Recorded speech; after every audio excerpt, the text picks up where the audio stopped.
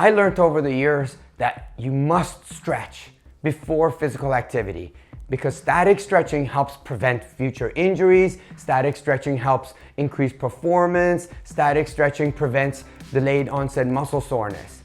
And after decades of research and me looking into it, I realized that all those premises were false.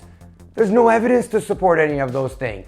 There is no study to support that static stretching, for example, before a run prevents injuries. There just isn't. Certainly there's evidence that warming up could, and I'm a fan of dynamic stretching, but sustained static stretching that we've been brainwashed to believe prevents injuries is just not true. There's no correlation with how tight people's hamstrings are, for example, and if a soccer player is at risk of injuring their hamstrings.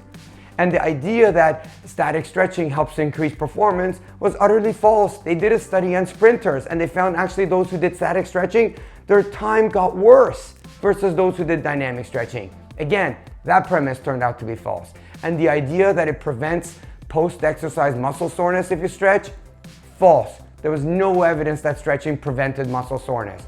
The only thing that prevented muscle soreness was warming up well before you perform the activity. So what do I suggest instead of static sustained stretching that we've all been told you should do?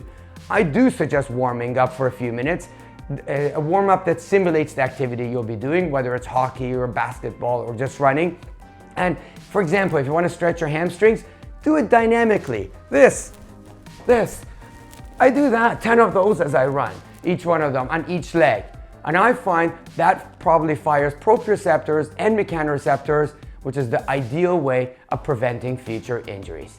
Again, warm up, dynamic stretching, and you'll be good.